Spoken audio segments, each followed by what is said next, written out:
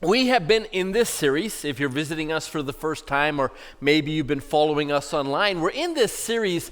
It's called The Disciple Shift, where we are called, as fully devoted followers of Jesus, to be a disciple who turns around and makes disciples.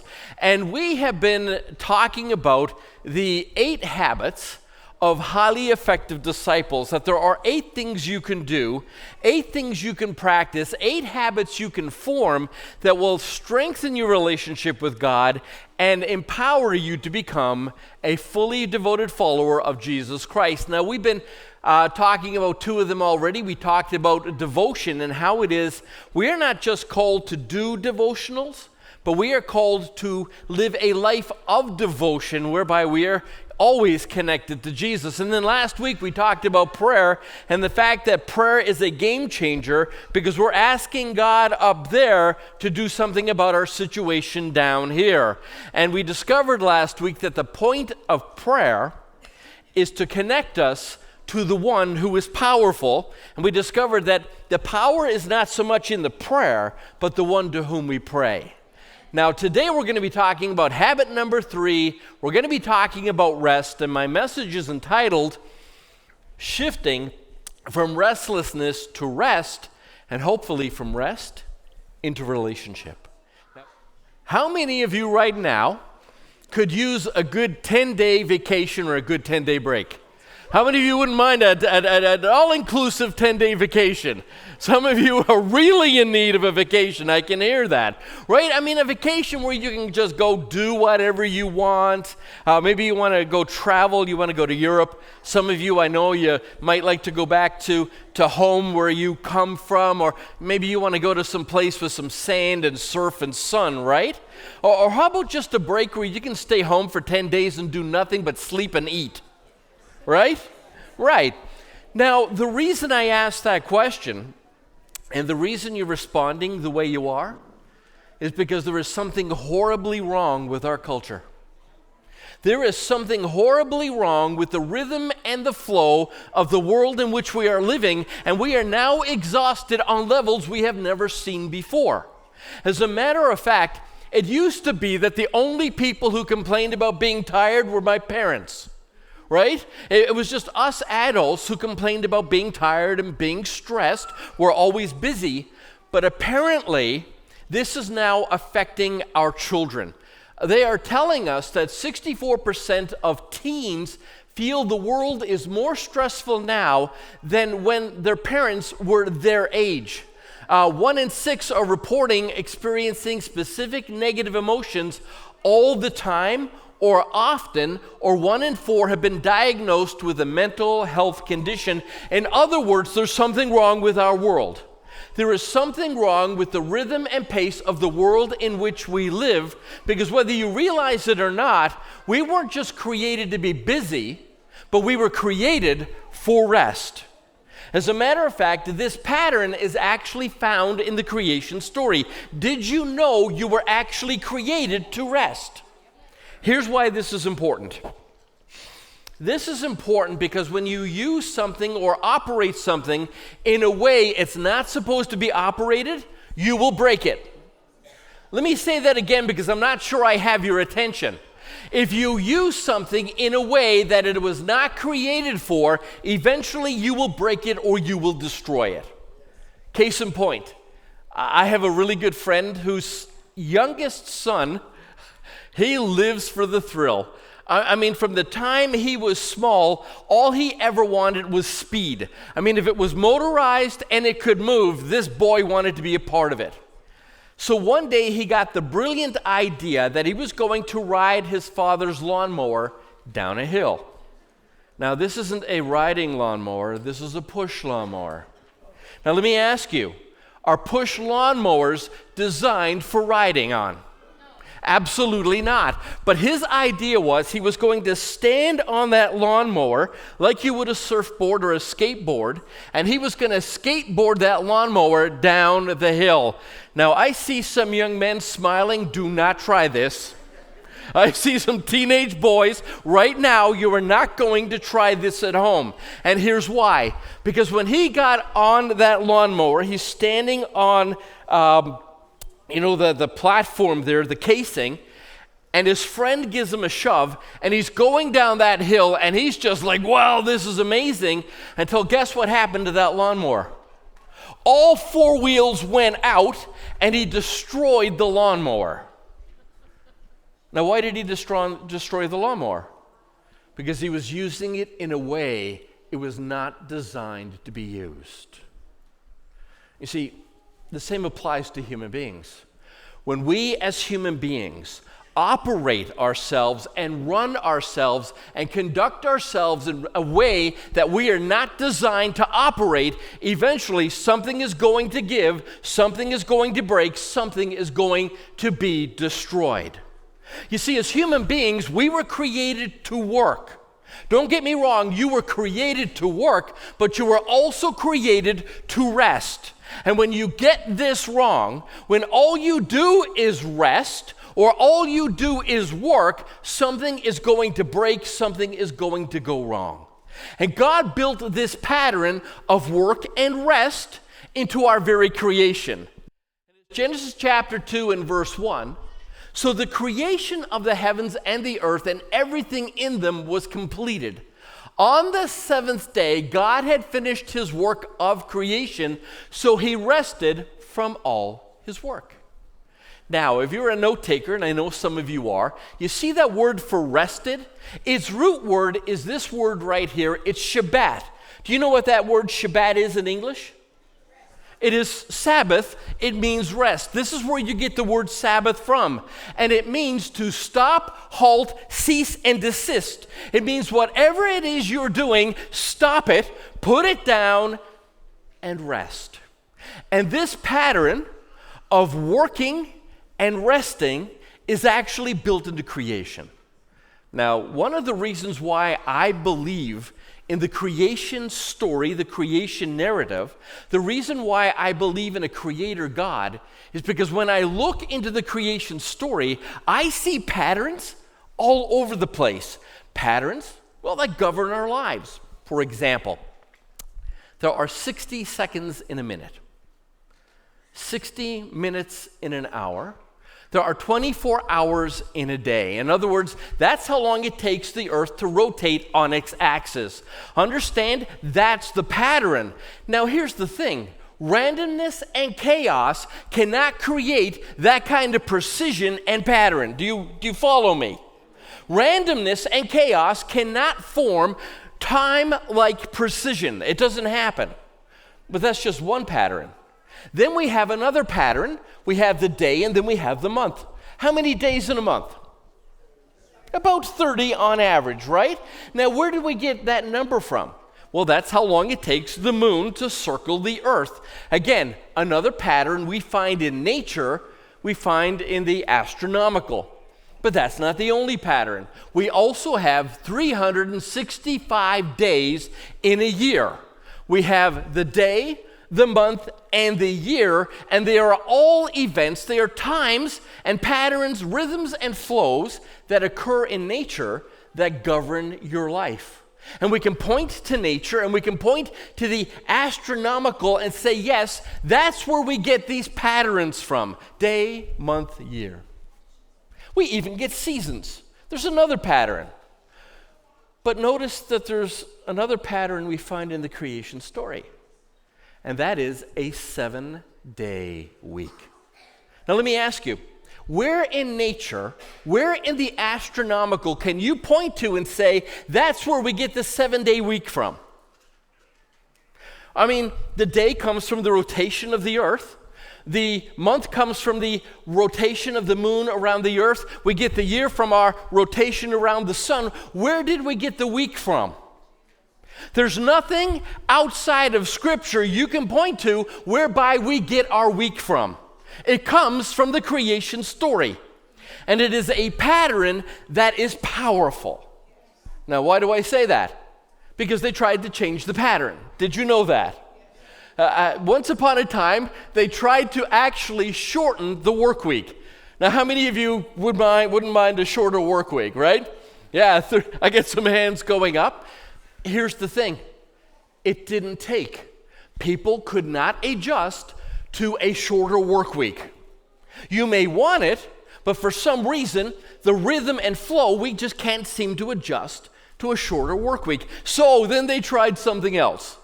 They tried to lengthen it. And everybody went, no. This was a disaster. Nobody wanted a longer work week, and nobody wanted a longer weekend.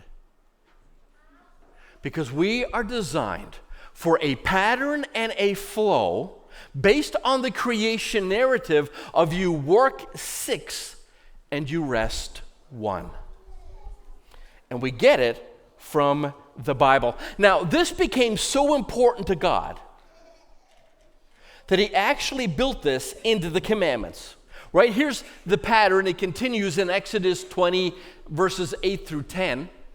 Remember to observe the Sabbath day by keeping it holy. You have 6 days each week for your ordinary work. How many days do you have for work? 6. But the 7th day is a Sabbath day of rest dedicated to the Lord your God. Amen. Do you see the pattern? Yes. You work 6 and then you rest 1. You were created for rest. Now, here's why God created you for rest. The Sabbath is a gift that is expressed as a command, but that command is an expression of love. And as parents, you do this all the time. Go to bed, eat your vegetables, do your chores, brush your teeth, make your bed. Are they commands? Yes. Are they commands? Yes, parents, they are commands, they are directives, but what is the motive behind the directive? Love, right? Because love is about blessing and benefiting and protecting the object of your love. And so God built into creation and into the commandments a gift of love, whereby God is saying, I'm asking you to do this, not to control you, but because I want to bless you and benefit you and protect you. And when you follow this command, did you know it can actually extend your life? Bless your mental health and your relationships around you. When you actually follow this command, it blesses you. Because the command, even though it is expressed as a command, is actually an expression of love. Isn't God good? So the question becomes whether or not you trust the love. I'm not going to be asking you if you are obedient to the command. I'm asking you if this command is based on love, do you trust the love? Because you see, I've got kids. You know I've got kids. And you all know that if you have kids, kids can be ornery and your kids can push back against the rules. Any parents here ever have that happen? And there are times when the kids will question the rules. And I'll explain the rule. I'll explain why the rule will bless you and protect you. But above all, I'm not going to ask them to trust the rule. I'm going to ask them to trust the rule giver and my love for them. You see, we don't trust commands. You don't trust commands any more than you trust a promise. What you trust is the command giver and the promise maker.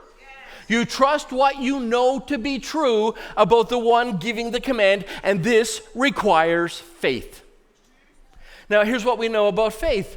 Faith means that your actions are guided by what you believe to be true.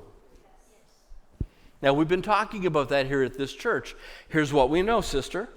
If you believe it, you will act according to it, right? This is why James says, for as the body without the spirit is dead, so faith without works is dead also. Let me put it to you this way. What do we call somebody who says one thing but does another? Right, a politician. Okay, so No, we call him a liar or a hypocrite, right? Now, let me be clear.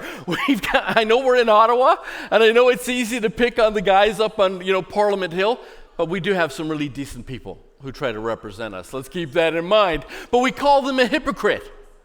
You say one thing, but you do another. But James is telling us, I know what you truly believe. Go back and read the book. This is his theme. I know what you truly believe based on how you behave. Do you trust the love? Because I'm telling you, it will show up in your behavior. So one of the most important questions you can ask yourself about the lawgiver. I love what Clifford Goldstein once wrote. He said, ask yourself, what does the law tell you about the lawgiver? Because you see, what's so critically important is how you view God will affect how and if you even keep the Sabbath.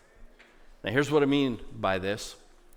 There are a lot of people out there, unfortunately, there are a lot of people out there right now who still have this vision, this picture of a God who is an exacting judge, who creates commandments for the sole purpose of testing people, and when they fall out of line, he will hit you with his holy hammer. I'll give you an example of this. I met a lady one time. She was the sister of one of my best friends. And she got caught up with an offshoot group. And this offshoot group taught that you have to prove your loyalty to God, that God's end time people will be loyal to God. Now let me ask you, will God's end time people be loyal to God? But they taught that how you express that loyalty is through absolute sinless moral perfection and complete perfect obedience to God's law. And if you're not perfectly obedient to the law, then you're not loyal. And that it was especially true of the Sabbath.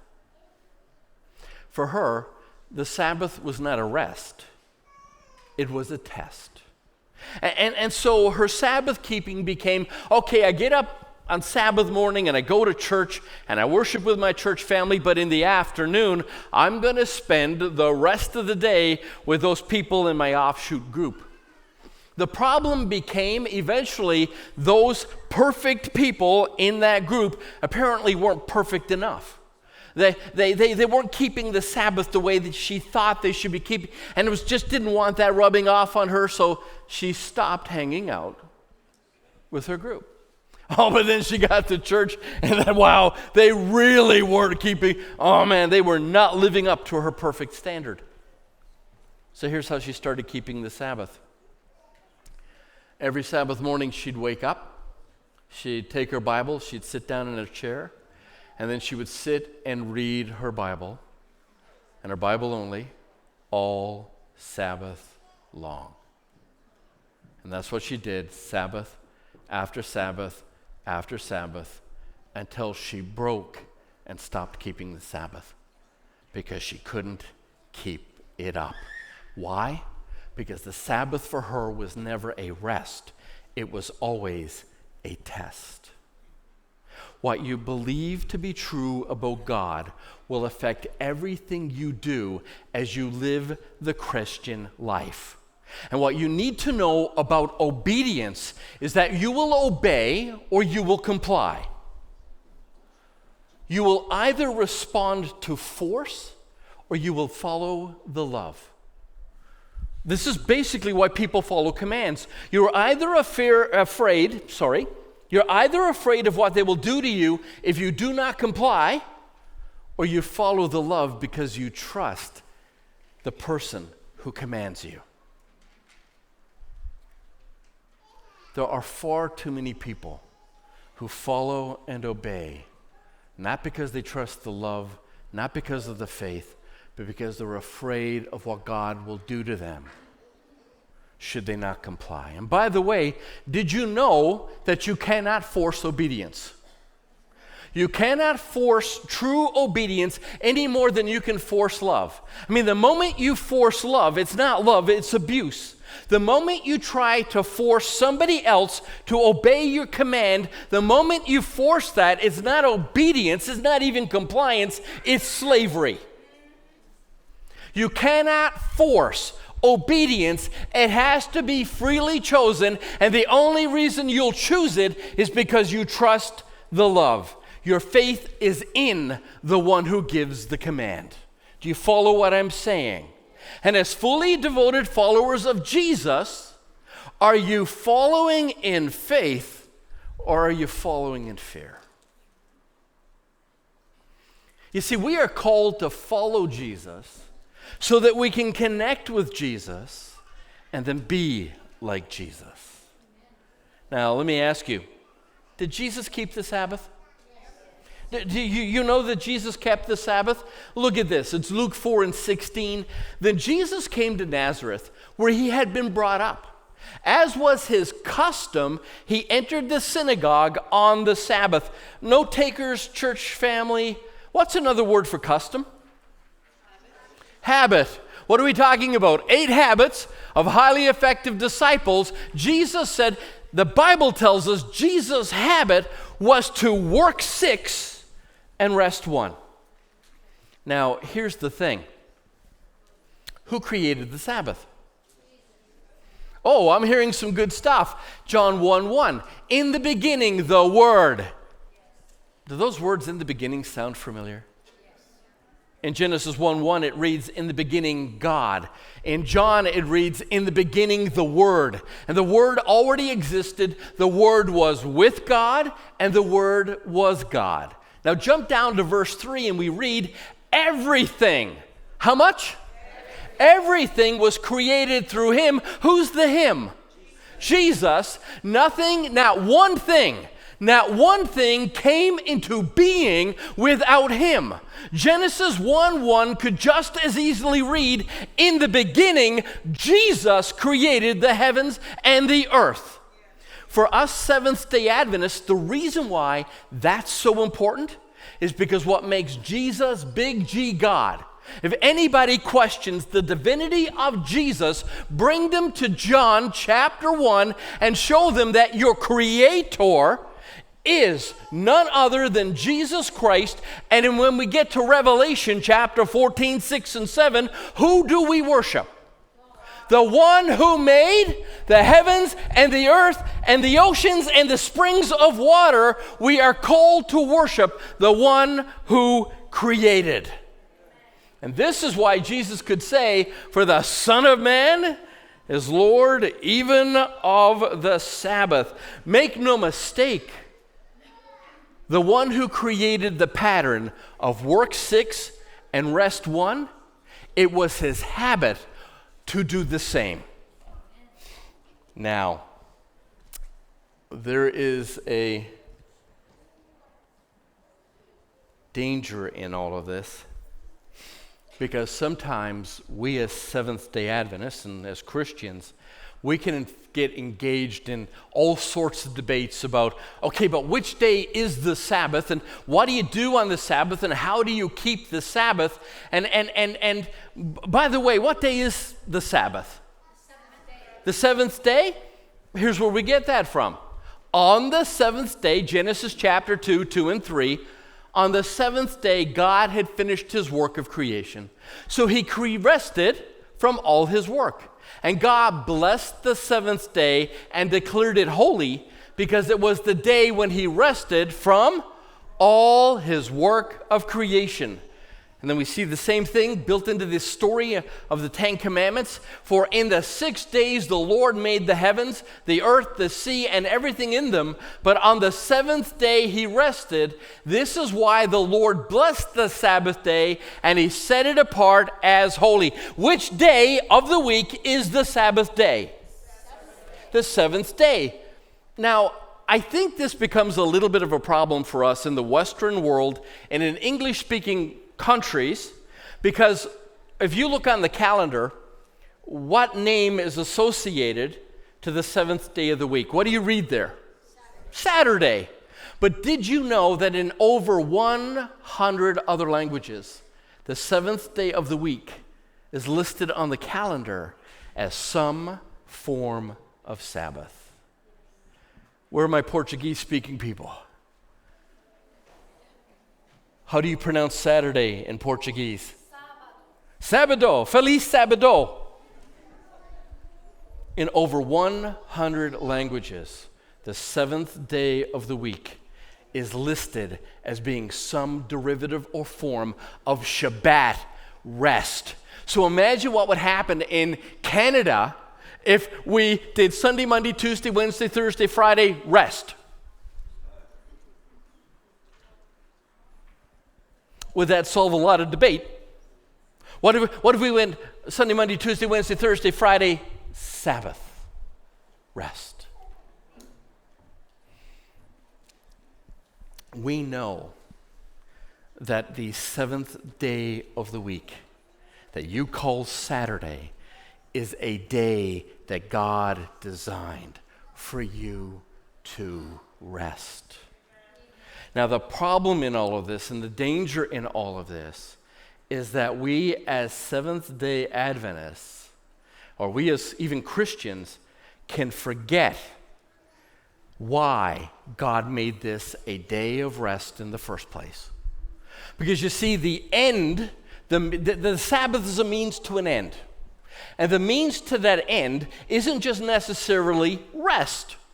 By the way, when God gave us the Sabbath, He intended the Sabbath to bless us in one of two ways. And the first we've been talking about is rest. Again, don't miss this. Whatever you do on the Sabbath, make sure you rest because you were created to rest. Work 6, play 6, but when you get to the seventh, stop, halt, cease and desist, stop whatever it is you're doing and just rest. But what if I told you that rest is a means to a greater end? Do you know what that end is? A relationship with Jesus. And now we all understand this. And the reason I say this is because God is love. And love means that I live to bless and benefit you before I live to bless and benefit myself. Which means when God created the Sabbath, He created it first to be a blessing for you before it was a blessing for Himself. Do you realize this? This is what Scripture tells us about God. Do you not know? Have you not heard? The everlasting God, the Lord, the creator of the ends of the earth, does not become weary or tired. You see, God didn't create the Sabbath because He needed the rest, but because He knew we would.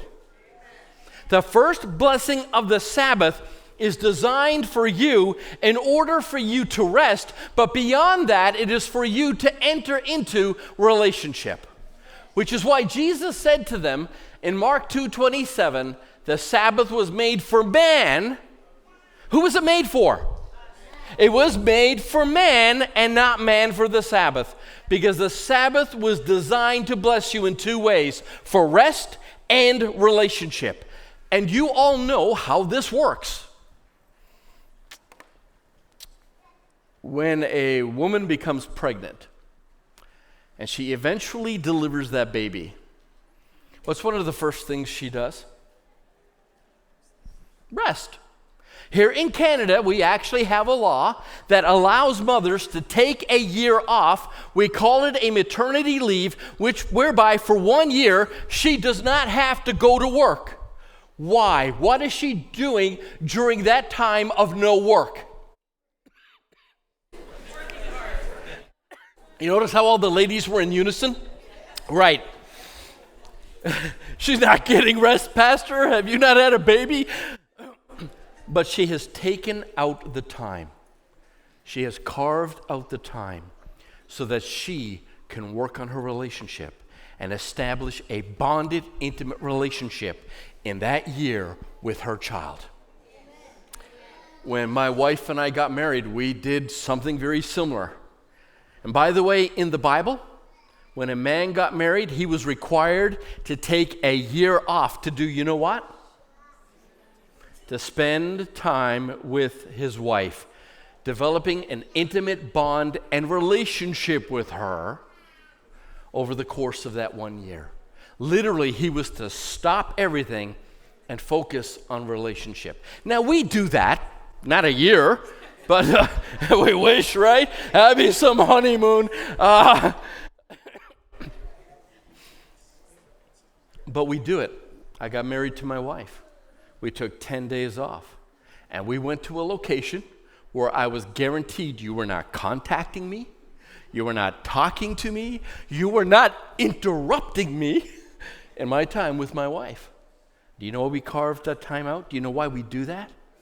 So that we can develop the bond in our rest. We develop the bond of intimacy and relationship. And so here we have God who said, look, work 6, but I want you to rest on that 7th. You got to ask, if it wasn't for him and he designed it for us, does he actually get anything out of it? And what he gets out of it is supposed to be you. You see, think about it. What did God create on the 6th day of the week? Adam and Eve. God just brought kids into existence. God now has a family on earth. And what does he do? He does what the rest of us do. He carved out a segment in time. The one who created time said, I'm going to create more time so I can spend it with you. And it is holy. It is sacred because of the time and the importance that God puts on intimacy and relationship with you. Amen. We do it when I go on a date night with my wife. Away goes the phone. And our entire focus is each other in that moment on our date night, and it is holy to us because that time is holy. Your honeymoon should be holy. That time with your newborn should be holy and sacred because of intimacy in relationship. God just had kids, and he said, I need to have a day with my kids. So God says, here's what happens. You got 6 for you. Please, take 6 for you. Do what it is you need to do to play. Have fun. Get the work done. But when we get to the end of the week, can I have just 1 day with you? He's not asking for the whole week. He's asking you for 1 day so that what he gets out of it is the one thing designed to bless you. Have you ever noticed that God does not ask you to do something for him that in return does not bless you? There's nothing selfish about God. Every request, every directive, in the end will bless you. And God goes, I come to this week. God's been working all week. You've been working all week. But God says, can we stop at the end of the week? Can we get together? Can we develop and work on our relationship with one another? Just 1 day out of the week. And this is why we are called to practice the habit of rest. Because in that rest, not only will you physically and emotionally and mentally and socially do better, but in this rest, you will encounter the God who loves you, and he will restore your soul. We are called to be a fully devoted follower of Jesus Christ. We are called to follow Jesus so that we can connect with Jesus, and in that connecting with Jesus, we become like Jesus. And I want to encourage you, and I want to invite you to practice the habit of weekly rest so that not only will you get the break you need and deserve, but you will encounter the one who loves you beyond anything you can think or imagine. His name is Jesus, and he created you for rest and for love.